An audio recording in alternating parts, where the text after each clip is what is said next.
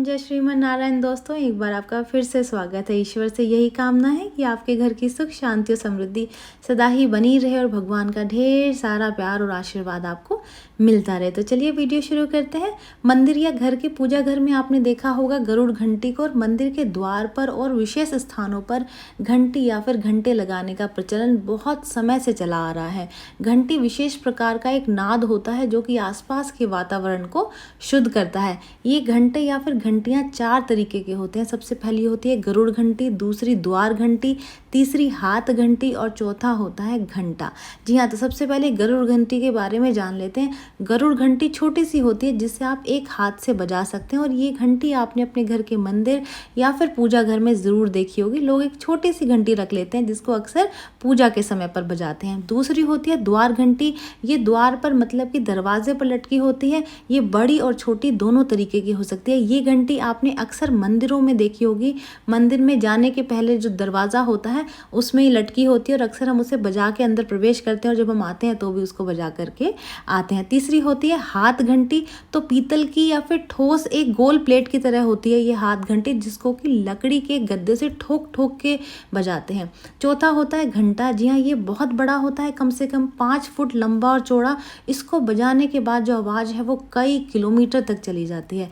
तो चलिए सबसे पहले जान लेते हैं ये जो गरुड़ घंटी में जो गरुड़ है ये क्या चीज़ है। भगवान गरुड़ को विष्णु का वाहन और द्वारपाल माना जाता है। अधिकतर मंदिरों में या फिर मंदिरों के बाहर आपको द्वार पर गरुड़ भगवान की मूर्ति ज़रूर देखने को मिलेगी। दक्षिण भारत के मंदिरों में अक्सर इसे देखा जा सकता है। आखिर ये घंटा या फिर घंटी जो है वो क्यों रखी जाती है, इसका क्या कारण है, चलिए जानते हैं इससे संबंधित ये 5 रहस्य। तो सबसे पहला जो रहस्य है वो है हिंदू धर्म सृष्टि की रचना में जो ध्वनि का बहुत बड़ा महत्वपूर्ण योगदान माना जाता है। ध्वनि से प्रकाश की उत्पत्ति और बिंदु रूप प्रकाश से ध्वनि की उत्पत्ति का सिद्धांत हिंदू धर्म का ही है। जब सृष्टि का प्रारंभ हुआ था, जब सृष्टि की रचना हुई थी, तब जो नाद था वो घंटी की ध्वनि को ही उसी नाद का प्रतीक माना जाता है। यही नाद ओंकार के उच्चारण से भी जागृत होता है। दूसरा रहस्य ये है कि जिन स्थानों पर घंटी बजने की आवाज़ रोज आती है वहाँ का वातावरण हमें शुद्ध और पवित्र बना रहता है। इससे नकारात्मक शक्तियाँ हटती हैं। नकारात्मकता हटने से समृद्धि के द्वार खुलते हैं। सुबह और शाम को ही घंटी बजाने का नियम है, वो भी लयपूर्ण। तीसरा रहस्य है कि घंटी या घंटे को काल का प्रतीक भी माना गया है। ऐसा माना जाता है कि जब प्रलय काल आएगा तब भी इसी प्रकार का नाद यानी कि आवाज़ प्रकट होगी। चौथा रहस्य है जिन स्थानों पर घंटी बजने की आवाज़ रोज आती है वहाँ का वातावरण हमेशा शुद्ध और पवित्र बना रहता है। इससे नकारात्मक शक्तियाँ दूर हो जाती हैं और नकारात्मकता हटने से समृद्धि के द्वार खुलते हैं।